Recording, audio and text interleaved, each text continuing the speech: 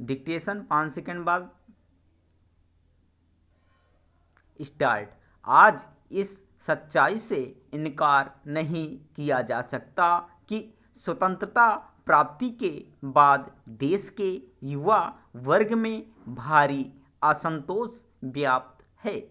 School कॉलेजों से शिक्षा प्राप्ति के बाद भी यहाँ के छात्र छात्राओं का भविष्य अंधकारमय है। न तो उन्हें नौकरी मिल पाती है और न ही उनका किताबी ज्ञान जीवन के अन्य कार्यों में ही उपयोगी सिद्ध हो पाता है। वे गरीबी, बेरोजगारी, भ्रष्टाचार आदि समस्याओं के जाल में फंसते चले जाते हैं। कई बार तो प्रतिभाशाली युवा भी आरक्षण अथवा सरकार की अन्य गलत नीतियों का शिकार हो जाते हैं। ऐसी स्थिति में युवा को सही मार्गदर्शन भी नहीं मिल पाता। फलस्वरूप युवा वर्ग भ्रमित एवं कुंठाग्रस्त होकर पूरी व्यवस्था का विरोध करने के लिए आंदोलन करने लगता है।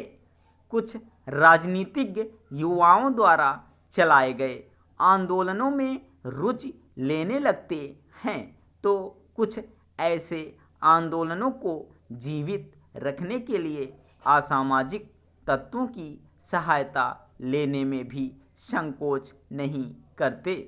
जब ये असामाजिक तत्व लूट या आगजनी करते हैं तो इन विध्वंसक गतिविधियों हेतु युवाओं को दोषी ठहराया जाता है। पहले से ही कुंठित युवा और अधिक कुंठित हो जाते हैं, जिससे उनमें असंतोष की भावना और भी बढ़ जाती है। युवा असंतोष का परिणाम उत्तेजनापूर्ण आंदोलनों के रूप में सामने आता है। ये क्रुद्ध युवा घोर अन्याय से उत्पीड़ित महसूस करते हैं या जो विद्यमान ढांचों एवं अवसरों से नाराज होते हैं, सामाजिक रूप से सत्तारूढ़ व्यक्तियों पर युवा उत्तेजनापूर्ण आंदोलन के रूप में कुछ परिवर्तन लाने के लिए दबाव डालते हैं। वर्ष 1979 में जयप्रकाश नारायण ने छात्र समुदाय को संगठित कर शिक्षा के क्षेत्र में क्रांति लाने हेतु एक विशाल अभियान चलाया था, जिसमें युवा वर्ग को संदेश देते हुए उन्होंने कहा था, निश्चय ही देश का राजनीतिक चेहरा बदल चुका है, पर विद्यार्थियों की समस्याएं वैसी ही हैं। उनके मन में असंतोष की जो चिंगारियां हैं वे अब प्रकट हो रही हैं। यदि इस असंतोष को रचनात्मक दिशा न दी गई तो अराजकता पैदा होगी और देश का भविष्य अस्थिर हो जाएगा। हमारा प्रयास शैक्षिक क्रांति की ज्योति जलाकर छात्र मानस को स्वस्थ दिशा में मोड़ने का है।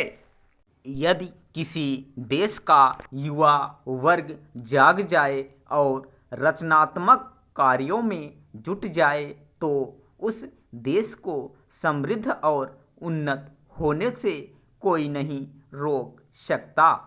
अन्ना हजारे के द्वारा भ्रष्टाचार के विरुद्ध किए गए देशव्यापी आंदोलन और दिल्ली में निर्भया कांड के बाद बलात्कार के कानून में परिवर्तन की मांग तथा शिक्षा की मांग को लेकर वर्ष 2019-20 में जेएनयू, जामिया मिलिया तथा देश के अन्य विश्वविद्यालयों में छात्रों ने आंदोलन किया। इस प्रकार समय समय पर एकजुट होकर देश भर के युवाओं ने यह सिद्ध कर दिया है कि आज भी भारत की युवा पीढ़ी सोई नहीं है। उन्हें भी देश दुनिया की उतनी ही चिंता है जितनी देश के बड़े बुजुर्गों को देश के लिए यह भावना हितकर है।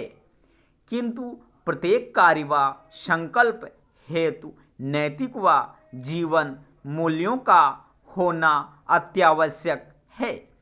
आज भारत के युवाओं को अब्दुल कलाम की इन पंक्तियों से प्रेरणा लेने की आवश्यकता है। आकाश की ओर देखो, हम अकेले नहीं हैं।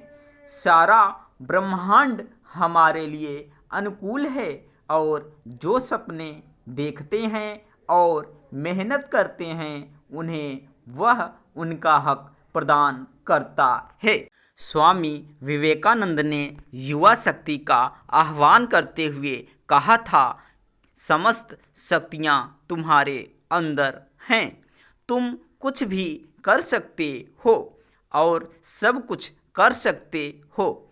यह विश्वास करो, मत विश्वास करो कि तुम दुर्बल हो, तत्पर हो जाओ। जरा जीर्ण होकर थोड़ा थोड़ा करके क्षीण होते हुए मरने की बजाय वीर की तरह दूसरों के अल्प कल्याण के लिए लड़कर उसी समय मर जाना क्या अच्छा नहीं है। आज भारत के युवाओं को विवेकानंद के विचारों से सीख लेकर उन्हीं के बताए मार्ग पर चलने की आवश्यकता है। तभी वे बेहतर भारत का निर्माण कर सकते हैं। स्टॉप।